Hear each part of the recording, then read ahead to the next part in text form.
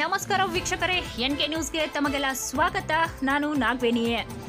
ಎಚ್ಚೆತ್ತುಕೊಂಡ ಅಬಕಾರಿ ಇಲಾಖೆ ಅಧಿಕಾರಿಗಳು.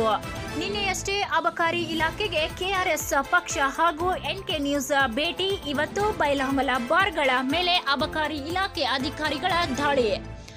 ಬಿಗ್ ಇಂಪ್ಯಾಕ್ಟ್ ಅಂದ್ರೆ ಇದು ಎನ್ಕೆ ನ್ಯೂಸ್ನ ಇಂಪ್ಯಾಕ್ಟ್. ನಿನ್ನೆಯಷ್ಟೇ ಸುದ್ದಿ ಪ್ರಸಾರ ಆಗಿತ್ತು. ಇವತ್ತು ಬೆಳ್ಳಂಬೆಳಗ್ಗೆ ಅಬಕಾರಿ ಅಧಿಕಾರಿಗಳ ದಾಳಿ.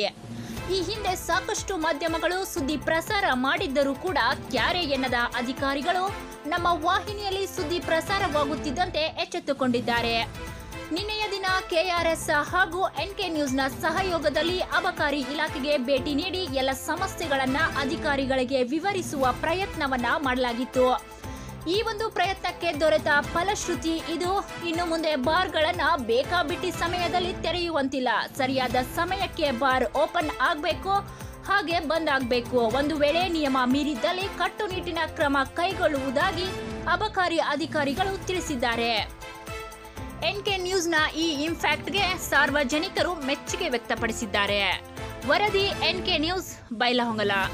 ಬೈಲಹೊಂಗಲದಲ್ಲಿರುವಂಥ ಬಾರ್ಗಳಿಗೆ ಅಬಕಾರಿ ನಿಯಮ ಕೌಡೆ ಕಾಸಿಗೆ ಕಿಮ್ಮತ್ತಿಲ್ಲದಂತಾಗಿದೆ. ಇದಕ್ಕೆ ಸಂಬಂಧಪಟ್ಟಂಗೆ ನಾವು ಕೂಡ ಹಲವಾರು ಬಾರಿ ವರದಿ ಮಾಡಿದ್ದೀವಿ, ವರ್ಷಗಳ ಹಿಂದೆನೇ ಮಾಡಿದ್ದೀವಿ. ಆದರೂ ಕೂಡ ಅಬಕಾರಿ ಇಲಾಖೆ ಏನು ಮಾಡ್ತಾ ಇದೆ, ಯಾಕೆ ಈ ಥರ ನಡ್ಕೊಳ್ತಾ ಇದೆ ಅಂತ ಸರ್? ಇಲ್ಲಿ ನಾನು ಬೈಲಹೊಂಗಲದ ಈ ಅಬಕಾರಿ ಇಲಾಖೆ ಅಧಿಕಾರಿಗಳಿಗೆ ಹೇಳಿದರೂ ಯಾವುದೇ ಥರದ ಪ್ರಯೋಜನ ಆಗಿಲ್ಲ ಇನ್ನೂರಿಗೆ. ಮೇಲಾಗಿ ಮಾನ್ಯ ಅಬಕಾರಿ ಸಚಿವರೇ, ನಿಮಗೇನಾದರೂ ನಾಚಿಕೆ ಮಾನ ಮರ್ಯಾದೆ ಇದ್ದಿದ್ದಾದ್ರೆ ನೀವು ಸ್ವತಃ ಒಂದು ಬಾರಿಗೋ ಅಥವಾ ಒಂದು ವೈನ್ ಶಾಪಿಗೋ ಒಂದು MS ಆಯಿಲ್ಗೆ ಭೇಟಿ ಮಾಡಿ ನೋಡ್ರಿ.